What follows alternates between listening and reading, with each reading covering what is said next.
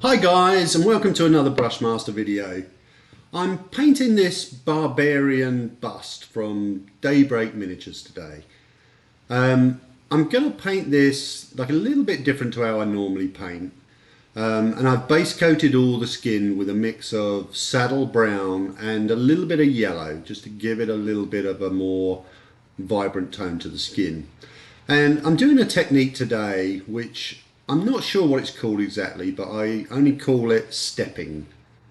And as you can see here, I put the first highlight on and I decided it was way too bright. So I'm dulling the beige red down with a bit more of the saddle brown now.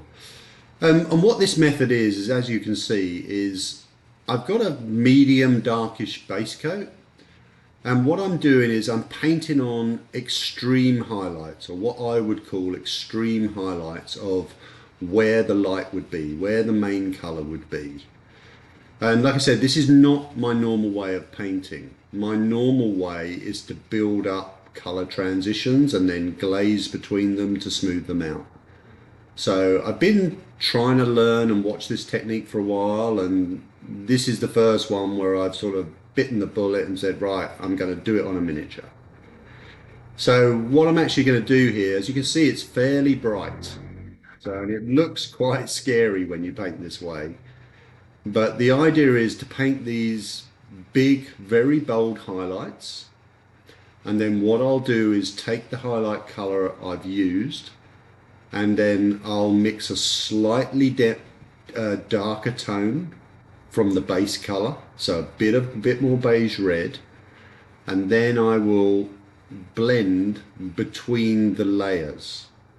So it's slightly different to glazing, as you use slightly thicker paint, but it's a technique of very fine small brush strokes in between each layer. And this causes this little, like a fuzzy transition between the two layers. And I find this actually quicker and actually more controllable when I get it right. So, but I'm still learning it, but the skin on this model actually comes out really well, believe it or not, when you look at it now. So this technique is one I want to try and perfect, because it's a quicker way of painting. And like I said, because you're painting very small brush strokes in the blending, it's actually a lot more accurate, and you can get much higher contrast when you use this method without having to use lots and lots of transitional layers. So I'm just coming up to the end of this first layer of highlighting now. So I'm going on now. This is going to be, I think this is the first layer of blending. And as you can see, I've just taken that beige red, the mix I had, and I've added in a bit more saddle brown. And I'm very consciously painting on the edges of those highlights. So I'm very much trying just to blend those little edges in. And what you'll see is the highlights I've painted are really big and bold at the moment, but with this little feathering, the edging, they shrink a bit, they go a little bit smaller, and I get a really nice transition between the two. So if you let this play through, you'll see how this face develops into these really nice blended, contrasted areas.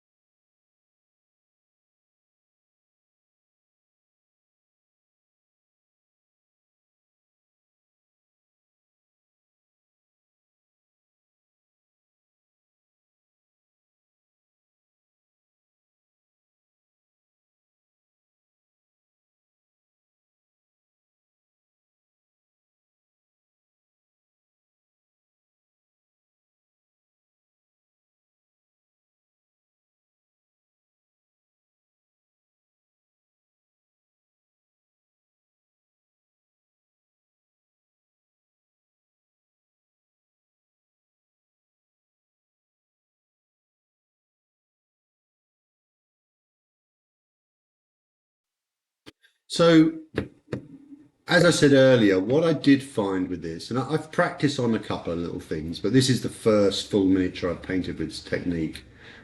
I actually found as I practice it, it gets quicker and quicker. And I actually really like this technique. I've seen other top painters do it, and I really like how it works. So here I've gone for my next light or highlight, and this is pure beige red, so which is a very light pinky skin color. You can see it on the color. It's very bright, it's very light, and this is probably my lightest value that I go to on this skin, because once I've got these top lights placed and blended, I would then be looking to go the other way and work down into my shadows. And again, you can use exactly the same method with this blending of, you can put in darker shadows and then blend them back to the mid-tone, which is the saddle brown. As I was saying, I've seen a lot of top painters use this. People like Lan, and I think people like Eric Swinson and stuff like that. And it sort of fascinates me how quick and accurate those guys paint and the results they get. So that's why I was really keen to try this and learn it. So I hope I can pass my learnings and experience on to you guys to try. I'll actually make a more detailed video very soon on the various blending techniques and the pros and cons, and a full detail of how to do each technique. So that will be coming soon. But as you can see here, this highlight is a lot smaller than the last one because it's a lot brighter. But it's going to be just the same. It's going to look very stark in places and very bright, which is exactly what I want. And then I'm going to use exactly the same method. So I'll then be taking this beige red and just add a little bit of the saddle brown into it, just to then blend that highlight I've already painted.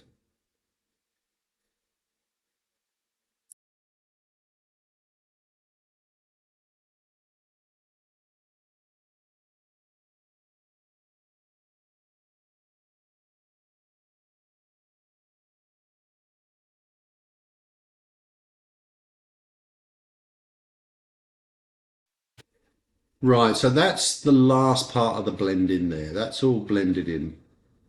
And what I'm going to do here, I'm going to add a little tiny bit of wine red to my original mix.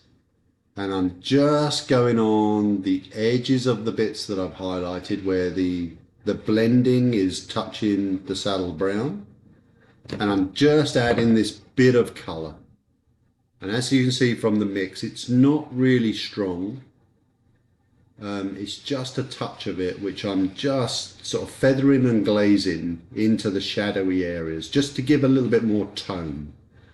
Because when I painted this face, all the first layers, because these colors, beige red and that, have a lot of white in them, it can look a bit pasty, you know, a bit sort of, you know, uncolourful and a bit monotone. So this step here is just about adding that sort of pink tinge to the skin, just to give it some life.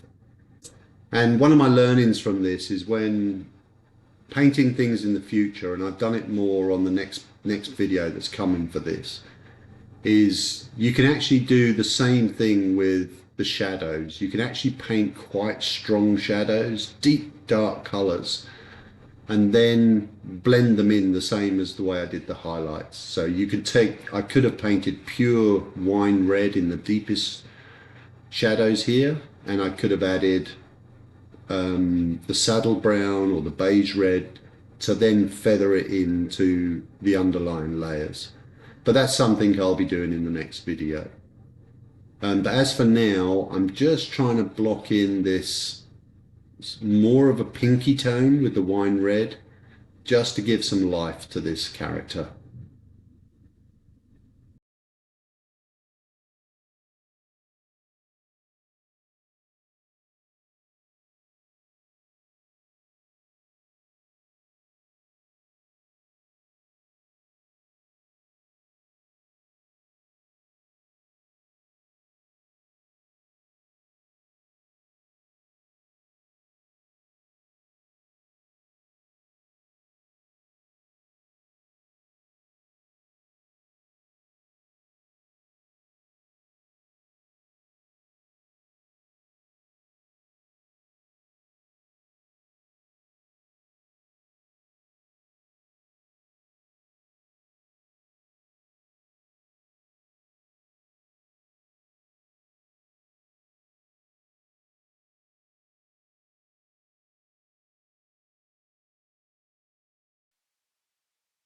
So we've been building up this colour for a while now, and you can see that, especially under the cheeks and the side of the forehead, it's really adding some nice colour now.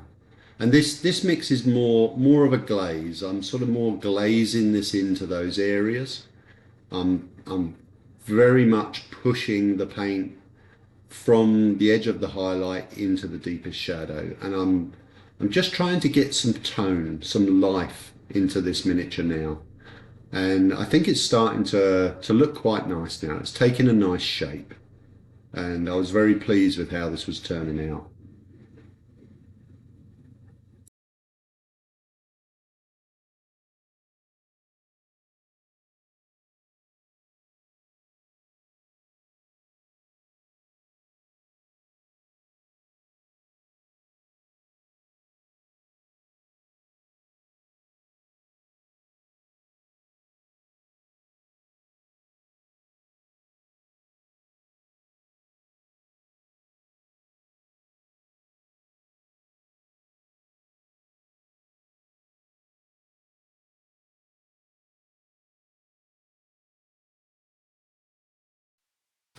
So we're on to painting the lips and the eyes now, and for the lips I went with mainly wine red with a bit of the beige red in it. So I'm just creating a sort of a reddish skin tone. I don't want the lips to be bright and stand out. I just want to paint.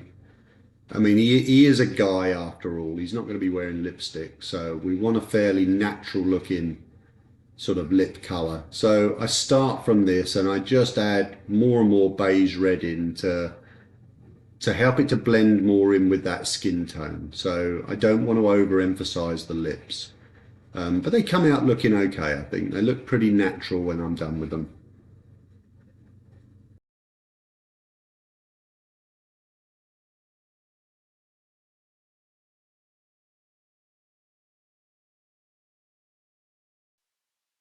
So we're now painting the eyes, and I'm using a new black paint that I've got from the Hero range, which is a very matte black paint, very nice paint. And I've just mixed that with a bit of saddle brown, so it's a very dark brown in the end, and I use this to completely paint the eyes, so I'm going to end up with a dark outline. So now I'm using a neutral grey and ice yellow, and this is going to be the main colour of the eyes. One of the most important things when you're painting eyes is not to paint white. Your miniatures end up looking like a deer caught in the headlights if you do that. So any sort of whitish colour you mix, and it doesn't matter whether you use browns, whites, blues, it's got to be an off-white. So we're painting now the pupils. So I was rather chuffed with myself. I managed to do these in one hit. I didn't have to repaint them, which is a first. But I'm using Star Blue here from AK Interactive. And this is pretty much straight out the bottle. So it's not too thick, the paint, so I can get it just on the tip of the brush and put those pupils in. Eyes always take a bit of back and forth. So like here, when I painted the first eye, what would be his right eye, it was looking a certain way, and then I painted the left one, and then I stood back and looked at it and thought, it's a little bit off, and then you have to go back and adjust where both eyes are looking, because it's important they're looking the same way. Right, so we're adding a bit of white in now, and I'm just putting a little dot highlight in. Thanks for watching, guys, and join me next time for another Brushmaster video.